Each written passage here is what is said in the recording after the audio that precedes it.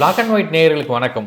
யதார்த்த ஜோதிடர் செல்வி அவர்களுடன் இணைகிறோம். வணக்கம் சார். வணக்கம் சார். தமிழ் பஞ்சாங்கத்தில் இந்த வருஷம் தமிழ் மாதம் பிறக்கும் போதே பஞ்சாங்கத்தில் குறிப்பிட்டிருந்த விஷயம் ஒன்று என்னன்னா, இந்த பாலியல் குற்றங்கள் பாலியல் சம்பவங்கள் அதிக அளவு இருக்கும் அப்படின்ற மாதிரியான விஷயம் அதில் இடம்பெற்றிருந்தது. துர்மரணமும் இருக்கும். ஆமா, அதற்கு ஏற்ற மாதிரி தான் இப்ப நடக்கிற நிகழ்வுகள், இயற்கை சீற்றம் எல்லாமே குறிப்பிட்டது. நான் அதை ஒரு அம்சத்தை மட்டும் நான் சொல்றேன். எல்லாத்தையும் சொல்லணும். ஆமா, பஞ்சாங்கம் வெறும் பாலியல் மட்டும் சொன்ன மாதிரி வந்துடும். ஆமா, அப்படி இல்லைங்க.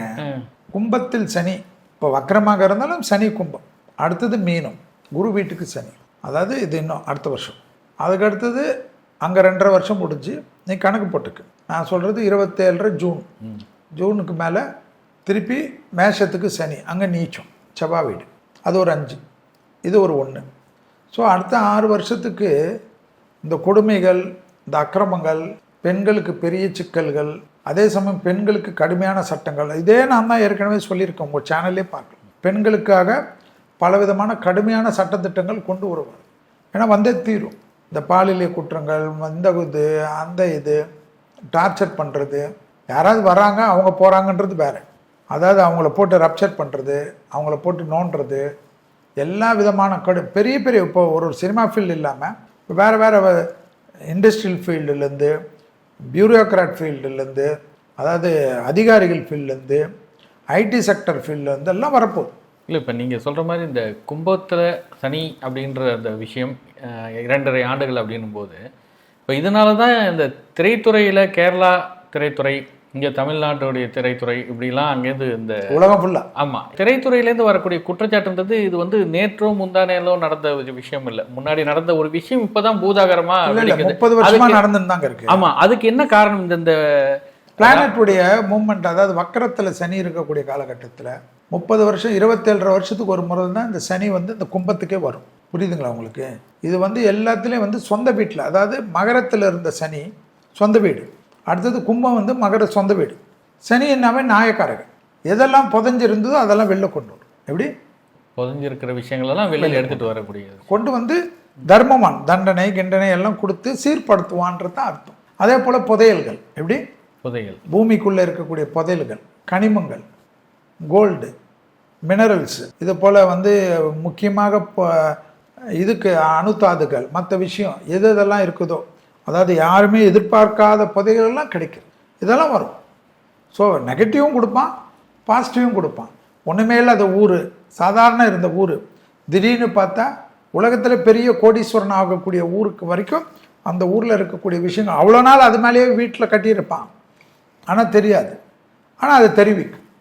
அதெல்லாம் தான் மகரத்தில் இருக்கக்கூடிய சனி, கும்பத்தில் இருக்கக்கூடிய சனி, அடுத்து குரு வீட்டில் வரக்கூடிய சனி, அடுத்து செவ்வாய் வீட்டில் வரக்கூடிய சனியெல்லாம் பண்ணும். அதே சமயம் பூமி குலுங்குறது, மலைகள் பிளக்கிறது. நான் மலைகள் பிளக்கும் தான் சொல்லியிருக்கேன். மலைகள் பிளக்கிறது, கடல் உள்ளே வந்துக்கினே இருக்கிறது. இல்லை, இப்போ நீங்கள் கடலுக்கு சொந்தமான இடம்லாம் உள்ளே வரும். இப்போ நீங்கள் இந்த விஷயம் சொல்லும்போது உலகம் முழுவதும் இருக்கக்கூடிய இந்த பாலியல் பிரச்சனை பெருசாக பூதாகரமாக இப்போ வரக்கூடிய காலகட்டமாக அது இருக்குதுன்றீங்க.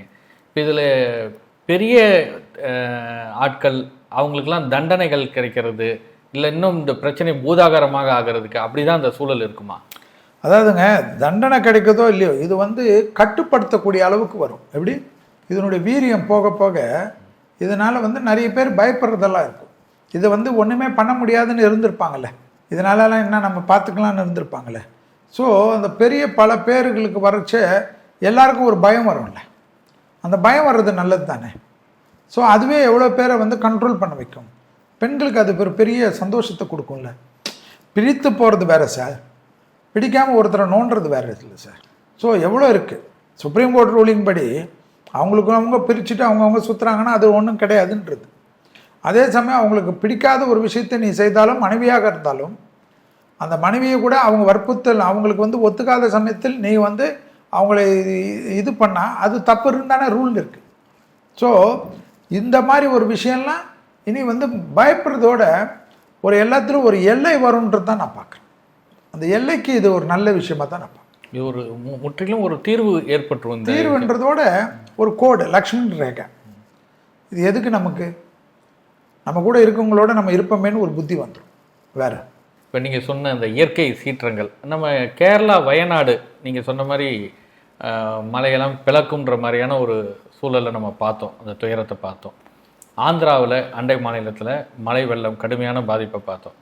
வழக்கமாகவே நம்ம 2015க்கு அப்புறம் தமிழ்நாட்டில் சோஷியல் மீடியாவில் பார்த்திங்கன்னா அந்த நவம்பர் டிசம்பர் மாதத்தை வந்தாலே ஒரு அச்சத்தையும் பீதியையும் ஏற்படுத்துகிற மாதிரியான தகவல்கள் உலா வந்துகிட்டு இருக்கோம்.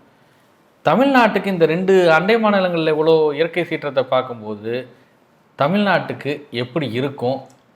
அதாவதுங்க, கர்நாடகா வரும், பாண்டிச்சேரி வரும், தமிழ்நாட்டில் வந்து நிறைய தென் மாவட்டம், கடலூர் எங்கெல்லாம் புயல் அடிச்சதோ அதெல்லாம் வரும். இப்போ என்னன்னா, ஏற்கனவே நமக்கு வந்து மிஸ்மேனேஜ்மெண்ட் நிறைய நடந்தது 2015லலாம்.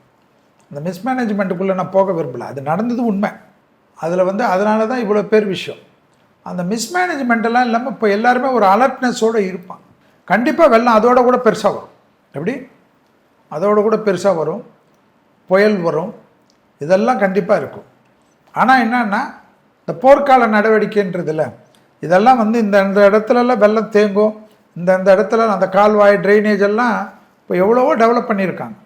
நம்ம வந்து அதிகாரிகள் இந்தியாவுடைய இது உலகத்தினுடைய நிதி எல்லா நிதியும் போட்டு நிறைய கேனல்ஸ் எல்லாம் ஓப்பன் பண்ணியிருக்காங்க. உங்களுக்கு உங்கள் வீட்டாண்டே உங்களுக்கு தெரிஞ்சிருக்கும்.